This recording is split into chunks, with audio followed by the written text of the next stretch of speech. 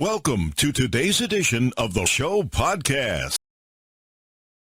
An overcoat owned by the infamous Lee Harvey Oswald made its way into the world-famous gold and silver pawn shop in the latest episode of Pawn Stars, with the seller hoping to score a cool $20,000 for it.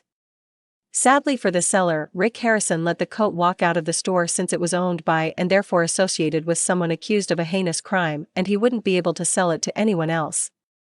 But what made this piece of clothing so intriguing in the first place?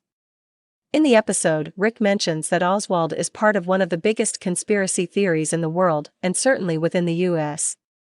In particular, on November 22, 1963, President John F. Kennedy was riding in a presidential motorcade within the middle of a parade in Dallas, Texas. His wife Jacqueline, Texas Governor John Connally, and Connally's wife Nellie sat with Kennedy inside the motorcade. At 12:30 p.m. local time, Kennedy was shot twice, Connally was shot as well, and luckily recovered.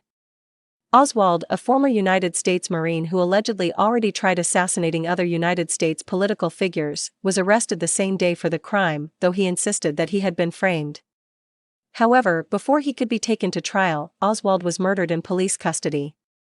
Jack Ruby was the man who killed Oswald on November 24, 1963.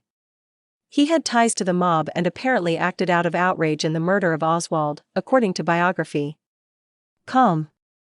This seemed more like a cover-up to the American public, and conspiracy theories spiraled from there. Even pop culture shows like The Umbrella Academy touched on the topic of Kennedy's assassination, and who was really responsible for the crime. Robert Kennedy, JFK's brother, had his own theories on the assassination as well.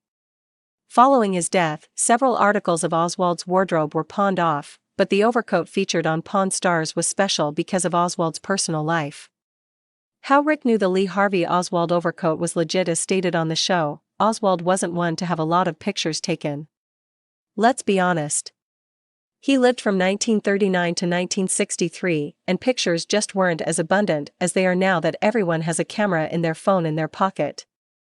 The only full-length picture that Oswald was photographed in was one in which he's wearing the overcoat, seen standing beside his then-wife Marina while the couple were living in Minsk, Belarus before they returned to the U.S.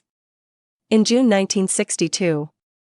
Knowing that photo, Rick knew the overcoat the seller brought in was authentic.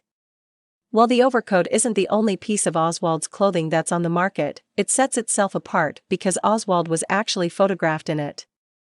Other items of his, like his dress suit, have been estimated to be worth up to $20,000, the same price the customer on Pawn Stars was asking for. However, Rick ultimately let the piece go. Selling things related to infamous people can be dicey, even though the piece might have fetched high prices because Oswald was photographed in it.